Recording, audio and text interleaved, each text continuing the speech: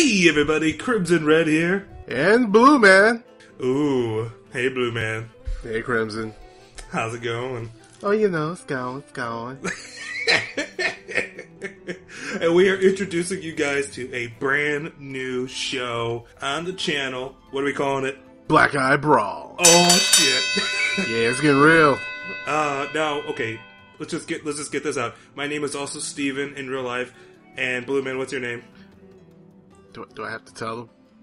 I'm probably gonna accidentally call you it. Okay. It's okay. You can call me Chris. Alright. Now that we know and I can edit out my name, Chris.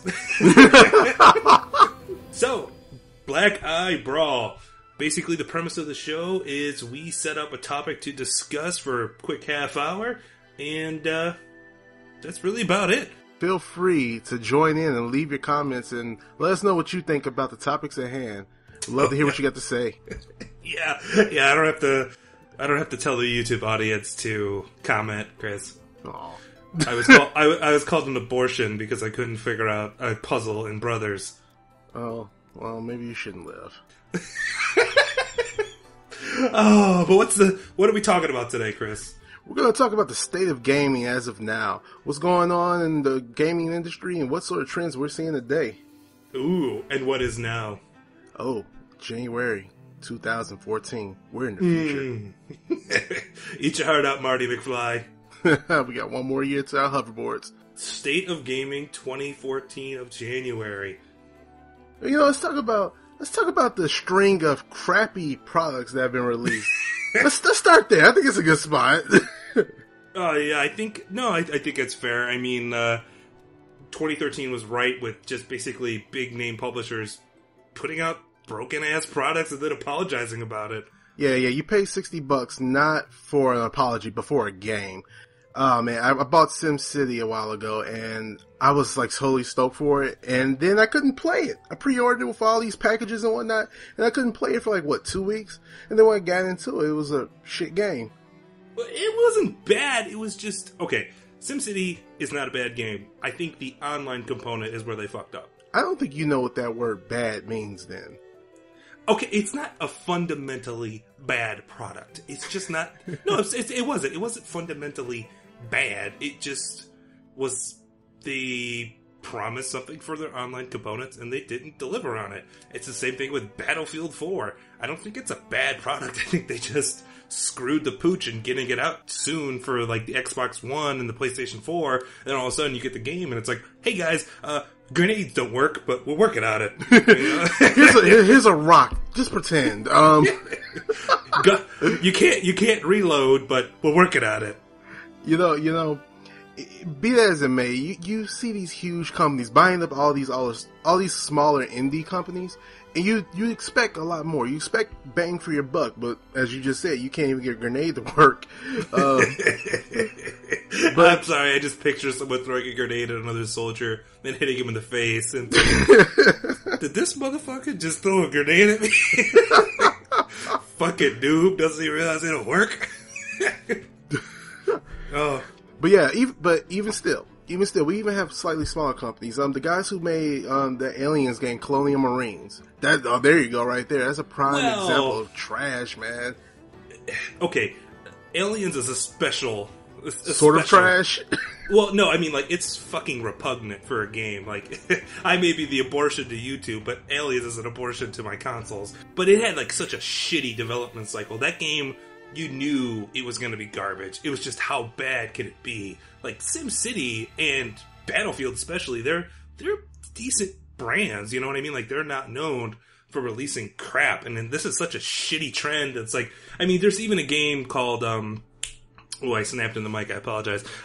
There's a game, Cricket. It's called Cricket. Oh, on Steam, the one that they had to retract because it was so terrible. Yeah, they basically, is Cricket 2014, they put it out, and then about 2 hours later, they retracted it, and then all you see is, it was like the BP oil spill, like, you know, we're sorry, like, no one got a refund, no one got shit, but then, you know, it just, I don't know, dude, like, I think this is a huge error, just gaming in general, like, Yeah, I hope that in this coming year, 2014, I hope that they fix this and they put a lot more quality into their stock.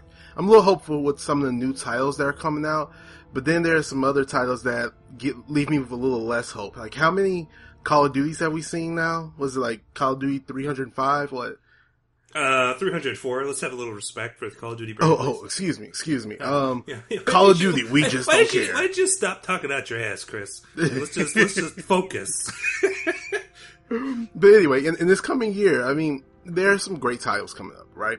You know, we have Destiny, we have Titanfall. Yeah, Titanfall, and a few other games. I mean, I'm really happy. And just a little bit ago, we even had The Wolf Among Us and so many indie titles. But still, we see titles coming out like Halo 17. While these games aren't fundamentally broken, they are entirely stagnant. How many times are we going to see the same game? How many times are we going to see the same game this year that was released previously? What's with that? I don't... Easy, Seinfeld. What's the deal with that? I don't necessarily see sequels as a bad thing. I think Assassin's Creed Black Flag is awesome, but I'm just confused as to why EA would rush out shit. You know what I mean? Like, yeah, they're stagnant in some of the releases, but like I said, Battlefield, SimCity, why are these developers feeling rushed to capture this money? EA is not going bankrupt. They're not even close.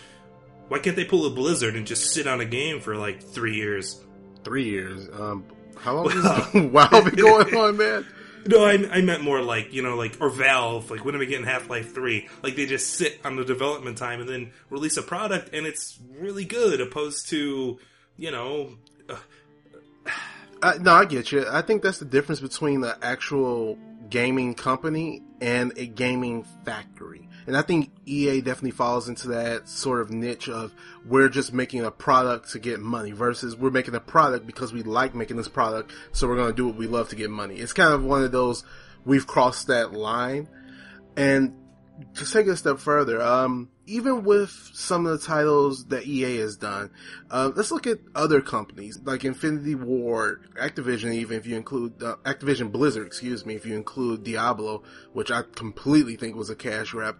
It just seems like people, the bigger companies are shying away from the quality that we once had, and they're going towards this, hey, we need money type of scenario. But meanwhile, there is a silver lining to this.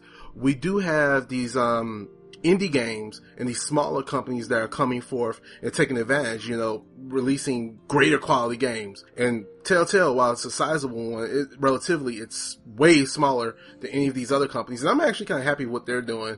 And we have all these other, you know, games, Starbound. I'm not going to mention Minecraft because we all know that. And we even have the DayZ standalone and so on and so forth.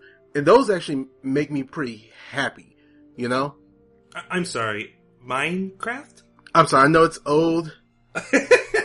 But well, I think seriously, like the big name publishers, I can't figure out why they would ship a product that's not done, and I think they're shooting themselves in the foot, and they're leaving room for those indie companies to come up and be like, oh, you know, I don't want to play Battlefield, but Blacklight is free. Why not? Yeah, why not? Let's try it out. Or, you know, there's so many games that are just broken, but yeah, like, you know, like you said, like Telltale has gone from being popular in the 80s, faded away in the 90s, and then like The Walking Dead is completely rejuvenated. I think they're starting to come back to be that, like, you know, AAA status. But it's weird because I really feel like the indie, quote unquote, indie developers are starting to almost become parallel with the AAAs. Now, granted, they don't have the... Well, yeah, because they don't have the marketing and the financial backing to, say, get Outlast in every single person's console and TV for advertising. But by word of mouth alone, these games are starting to push on. And especially with Kickstarter and every, like, social media. It's like, hey, play this game. It's, you know, it's whatever. Opposed to everyone bashing Battlefield. I think they're just shooting themselves in the foot by releasing this just broken sequelitis game after game after game. I mean, even think about it. Activision did this to the Tony Hawk franchise. And those games were at least done. Like, they were completed. Now we're getting 60% completed games and just getting an apology. Well, fuck you, EA. I'll keep my money and pay $2 on Steam for an indie game. Yeah, I refused to buy Battlefield 4 after playing Battlefield 3, which to me was just kind of a rehash, and then SimCity, of course, was just a clusterfuck. So when Battlefield 4 came out, I was just done. I'm keeping my money. Instead, I bought a bunch of other stuff. Most of it I haven't played. Thank you, Humble Indie Bumble and Steam sales. Humble Indie Bumble? Humble Indie Bumble, you know what the hell it is. I'm sorry, I don't just listen to hip hop. But even with that though, with these newer games coming from indie companies, there's a trend that's going on as well. And, this is a nice little segue here. It's not a nice segue when you call it out.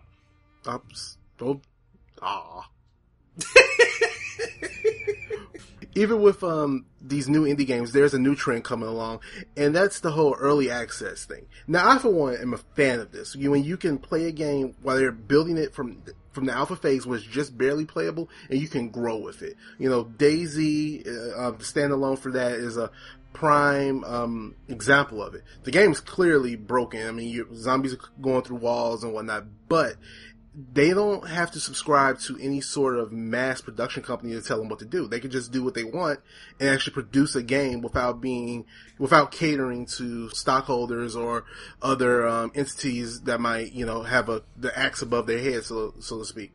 I like that.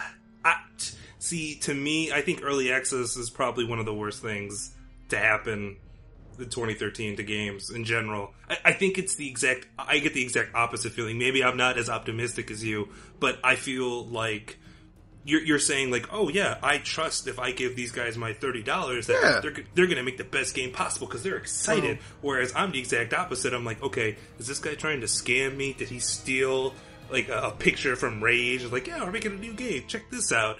And plus, like, a lot of the times you pay the $30 and you get in the game and you look at it and it's like, oh, it's alpha, but we're working on it. And in my mind, I'm like, if this is an alpha, back in the day, I didn't have to pay to see it.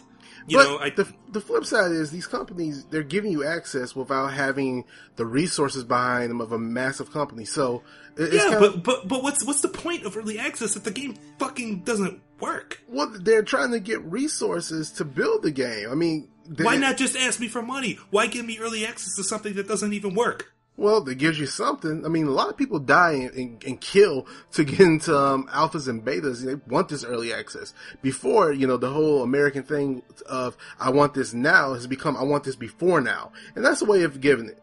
But no, that doesn't make sense. Those were like games people were looking forward to. That was like, oh, I want to get into the new Battlefield. I want to get into, Call of Duty. Whatever was the hotness. I'm talking like, who the fuck is dying to get into Rust? Well, I can't speak about Rust, but I know people are dying to get into games like Star Citizen. That game looks amazing. I don't know if you've seen any footage of it, but I'm not even a space sim guy, but that made me jizz my pants a little bit. I was like, oh, this is sexy. I didn't know space could be this sexy, in space. No one can hear you scream. Oh, Lord. Mercy. I think we're just on two different opposite ends here. Like, you're very optimistic about it. I'm very pessimistic, and I keep going back to Rust. And I gave you this quote earlier, and this is probably the smuggest, dickiest comment I've ever read from a developer. Okay, guys, I just have to preface this. Rust is an alpha, not even beta. Alpha available on Steam, and this is what the developer says before you could buy it. It's like right on the Steam page. We are in very early development. Some things work. Some things don't. We haven't totally decided where the game is headed, so things will change. Things will change a lot. We might even change things that you think are wrong. But we have a plan, and it's in our interest to make the game awesome, so please trust us. So, okay, hold on. I just, before you comment, I want to just, It's coming. I just want to reiterate what a dumb quote this is, and how he just basically is like, it's an oxymoron comment. I'm just going to pick little sections here. We haven't totally decided where the game is headed. And then, 2 sentences later, but we have a plan. I mean, he lets you know that he doesn't know what the fuck is going on. You know what you're getting into coming before you buy the game. It's not like you're being blindfolded and taking in like the wolves being pulled over your eyes. It's straightforward. This isn't done. We don't know what the hell is going on, but we kind of do. But we don't. But that's what we are. We don't know what the fuck we're talking about. If you want to give us money, here you go. This is what we have. Instead of, hey, here's a game that's going to be totally awesome. It's great. It's wonderful. And next thing you know, you're buying Rage. Yeah, we tried to play Rage. Oh, Lord. But, like, okay, I'd rather have someone with some form of direction opposed to someone saying, we might make it a first-person shooter. We might make it a puzzle game. Don't buy the game, man. But then why is it even on here? The reason I keep going back to Rust is because it's currently, as of recording, the #1 selling game on Steam. Well, it's over every other game. It's not even done. It doesn't even have a direction. Hey, you know, we may do something else. We'll see. Thanks for the money. Like, fuck you, dude. Well, you know, I think it's telling that people are willing to give money to something that's halfway finished but different versus something that is finished but the same or been released before. You know, that's definitely telling of the attitude that people have. People want something fresh, I think.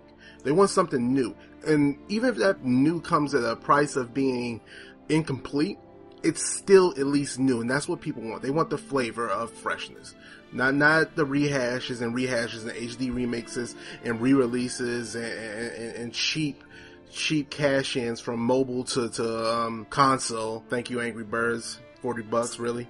Angry Birds Star Wars, excuse me. You get to play as the Red Bird who is dressed like Luke Skywalker. Awesome. I mean, as awesome as that is, you know, really, I'd rather go play Knights of the Old Republic, to be honest, because at least that's free to play. But Angry Birds, we played it. You throw a bird, it hits something. Okay, now you have lightsabers. So what? Is it $40 difference? No. But here we have these guys, these indie developers. Even though they're releasing early release games that are incomplete, they are telling you what's going on. There is no guise. They are telling you straightforward what you're getting into, and they're trying to give you something different. They're following their passion without having to cater to these prices, such as companies like Disney with the whole Angry Birds franchise. They're trying to make money off of it indiscriminately. I applaud the indie gamers. They're trying to find alternative ways of funding themselves to release a passionate game that they've built. And I like that. I, for one, enjoy it. I'm not saying there's anything wrong with passion or releasing an indie game. I'm saying don't charge me for a fucking alpha that's not even remotely playable. I'd rather you do a Kickstarter and I back it and then you send it to me when it's ready, opposed to, yeah, we got some grass in and your guy just runs around in T-pose and there you go. It's all about passion. Well, you don't like the T-pose, man? Look, I have nothing against indie developers or early access in general. If the game is almost done, that's fine. But like these super like preliminary ones, just don't do it. And I have a perfect example on my website. Like, I fucking did Nether. I got the yeah, you knew I was going to bring up Nether. Yeah. I fucking paid $30 for that thing because everyone kept telling me it's the DayZ killer. And Blumann and I play a lot of DayZ, so I was like really excited about it. And right when I got into it, I was like, this is garbage. Oh, you're a lie, sir. You were so hopeful. I think that game destroyed your optimism because you're like, this game is pretty. It's awesome. It's Chicago. It's kind of like Kick cereal. The first bite, you're like, yeah, this ain't bad. Bite number 2, like, okay, I can taste the milk now. Bite 3, it's like sawdust in your mouth and you just don't want it anymore.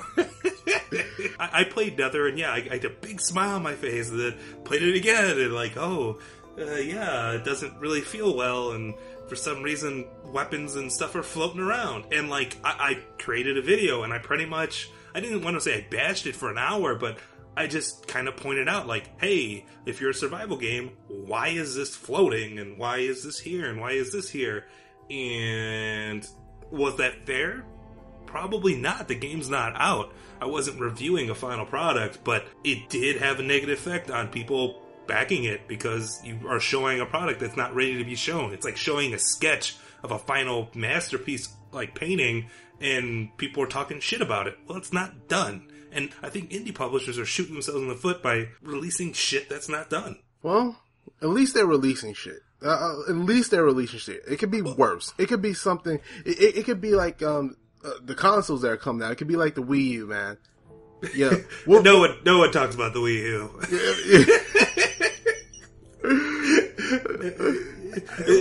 They got Mario and Zelda. They got Zelda. Hey, don't forget they got Zelda.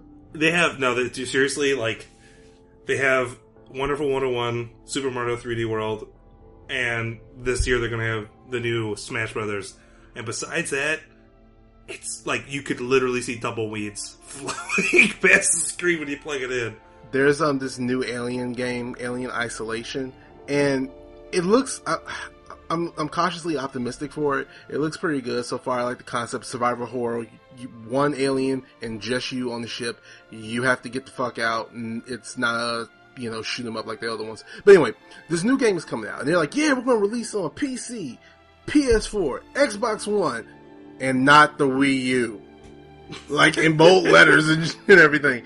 So, that's like really telling. Like, it's like the Dreamcast all over again. People, like, companies are just not giving a crap about this console. What's up with that?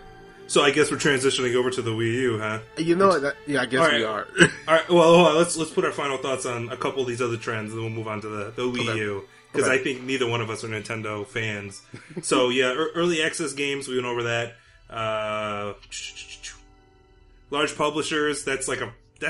Dude. I think all of our trends that we're trying to talk about, just like in the state of gaming, are pretty much people blowing their load too early. Like, they're just putting stuff out there that either shouldn't be or it just shouldn't be. Yeah, I think that's accurate. It's pretty bad. Like, okay, and do you think this is because of the new consoles? Do you think, like, hey, we got to get Battlefield out for Xbox One? We gotta get this out for this. Like, I would say it, but no, I don't. I mean, it's not like these consoles were new. It's not like, oh, they're suddenly coming out. They could have prepared. And even with that, we've had releases before, the PS2, the PS, the Nintendo 64, hell, even Dreamcast and Super, and going back and further. With all these consoles, publishers didn't necessarily just come out the gate smashing down walls, except for the PS2. Onimusha was awesome. Dude, Onimusha was the shit. It was. Oh, I saw a game. I was like, oh, this is the future. No. But, I don't think I could let you play this, Steve. Shut up, hell! But with all these other consoles, they didn't rush out the gate to release games fast. They took their time. They took a little bit more time. They put a little bit more effort, a little bit more polish, a little more testing, into their games, and then released them. And we got smash hits. We got new IPs, new titles like Onimusha, like Devil May Cry, hell, Call of Duty on PC, even Battlefield on PC, Medal of Honor when it was still existing, and so many other titles that we can go on and on and on. It was just a different time, and I think what's happening now is these companies are more concerned about the almighty dollar than the almighty customer. They're more worried about what they can get out of you than what they can give you, and I think that is a crying shame. See, I think it's them just trying to be not trying to make more money, but just stay in the consumer's eyes as much as possible. I got 3 letters for you, Steve. DLC. Drop the mic. Please don't drop the mic. That'd be a bitch to edit. But all right, so those are our trends. Ended out state of gaming for the Wii U. And there you have it, ladies and gentlemen. I mean, like the Xbox One, the PlayStation 4. PlayStation 4 is pretty steady. I mean, it didn't really have any drops. I mean, granted, when it did come out, it had a couple hiccups, but all new consoles do. Xbox One really screwed the pooch when it was first announced, and then they backtracked, and now it's back on the right track. It's still got games coming out. No one is talking about the Wii U. No one. When you hear about the Wii U, unfortunately, it's from only Nintendo fanboys. And more, or I should say less and less, do I hear Nintendo fanboys speak as much. They don't have anything to talk about. They talk about the same thing. Hey, Mario! Hey, Smash Brothers! Hey, Zelda! Pokemon? You know, and that's going to the 3DS even. So you can kind of put that aside. And then they're releasing this remix of a game that came out in 1987. Yeah, this is going to be awesome. When's Nintendo going to get their head out their ass? Okay, I think it's like this. Like, I have a 3DS. I do not have a Wii U. I have a 3DS because it offers every single Nintendo game you could want, plus third-party support because of the eShop, because you could get old Sega games, which is funny because they used to be the ones butting heads. But, like, yeah, the 3DS initially was a bomb, but now it's starting to transition into a fully functioning handheld system that you could just totally lose yourself in. The Wii U is the N-Gage. The Wii... it's that... Oh, man. I wanted one of those when they first came out. It's the Gizmondo. It's a gimmick, and I don't think Nintendo thought it through. I think they got really, really lucky with the Wii, and I think the Wii U is just such a fucking dead zone, man. Like, the only people I read or hear anything that are focusing on making games for the Wii U are Nintendo. Third parties don't even want to dick with it. I feel like when you do see a third-party game released on like the Call of Duty, and did they release Batman on there as well? They did, yeah. But it wasn't Batman. It was Batman Wii U edition. It's kind of like, it's just such a stigma to it. It's, you know, hey, you guys remember Game of the Year, you know, on the Xbox? Well, now we have a Wii U version where we took out half of the stuff so it could fit. That's just such a, it is. It's such a slap. And I think, I don't want to say hardcore gamers, but I think gamers in general are kind of like, okay, if the Wii U can only provide me with Mario, and I don't really like Mario, what the fuck am I buying it for? Because you keep saying Zelda. There's no Zelda game on the Wii U. Well, you know. There's no Metroid. The only games that have come out for the Wii U is Mario. Yeah. Wait, didn't they release Kirby? Yeah. No. All right, never mind. I don't know. I mean, like the only game I can think of this whole year that came out for the Wii U that was not like Nintendo first party characters is the Wonderful 101, and it bombed. It bombed. They backed it and it bombed. I don't even think it was because of the game itself, because a lot of people say it was a really awesome game. People liked it, the ones who did buy it, but no one wanted to even give a crap about it because I think it was Wii U. I mean, no one wants that, you know. And that's a shame. And that's very deterring to your company. So, what the hell is Nintendo thinking? Nintendo, what are you thinking? What's happening? Dude, seriously though, like, because of their handheld market, Nintendo doesn't have to worry about anything. And you gotta remember, the Wii was a, like, financial blockbuster for them. It was like they were making dollars on the cents to create that stuff. So they're still pretty secure for this generation. They don't even gotta worry. They don't even gotta worry about it. But will they recover? Truthfully, I think the best strategy for Nintendo would be to basically take Mario multi-platform. But they will never ever do that. They'll go down with the ship. You know, and that's a shame. I really think they don't. With that being said, I don't think they have a chance, especially with these heavy-hitting contenders that they have. I mean, Xbox One, we all know Xbox now. It's a household name. PS4, we all know PlayStation, another household name. But then there's new contenders. I mean, we could talk about the failed Ouya. That thing sucked. But moving on, we got new. The Ouya? Ouya. The Ouya. No, it's not Ouya. It's Ouya. The piece of shit that you can buy at a thrift store now for $9. You know, I backed it on Kickstarter. No, it's a lie. But you know, we joke, but there are heavy contenders. One being the Steam box, which I am giddy over. That's still unproven, and like, I think the Steam box is going to be big. But I need to see more before I could fully back it. I think it all goes back to, like, Nintendo. When Nintendo came out, it was revolutionary. You know, it was beating Atari. It was Atari Nintendo, and then Atari Nintendo Sega, and then Sega, it's just Sega Nintendo, then Nintendo, Sega, and Sony. Okay, whereas Sony grew and became something that was just dominating of the world, Nintendo kept plugging along. You know, it's kind of like its own little niche. Yeah, and it didn't grow. It didn't grow. It got bigger because the gaming got bigger, but it didn't grow artistically. It kept making the same games and reiterating on them and making them bigger, but it didn't make new franchises.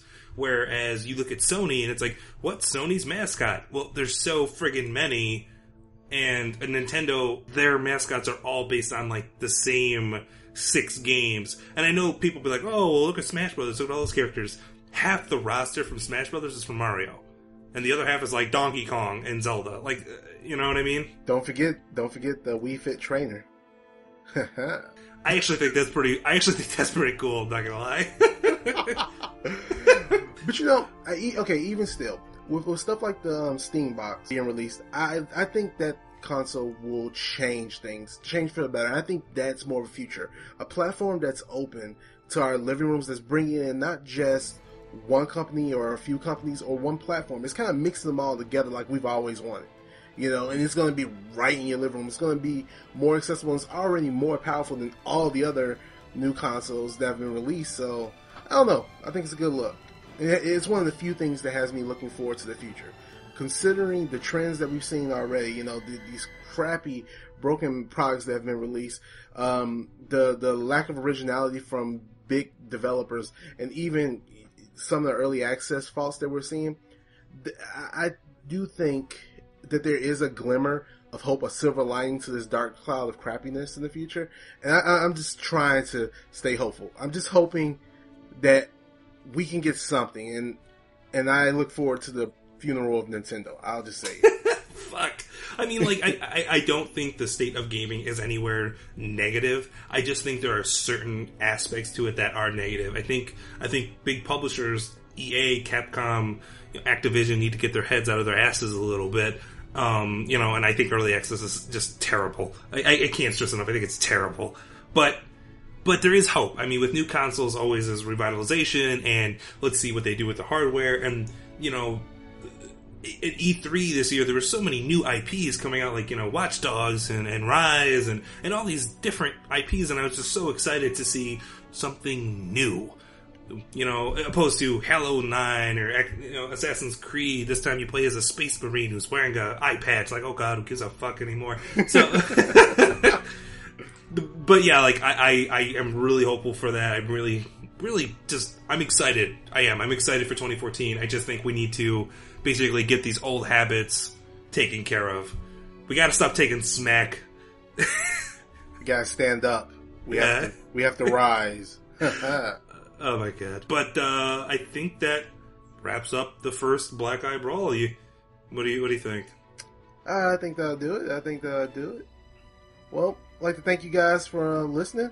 And, you know, if you guys have your own opinion, what are you looking forward to this year? What are you looking forward to, and what do you want to look down on? What are the things that you don't want to see?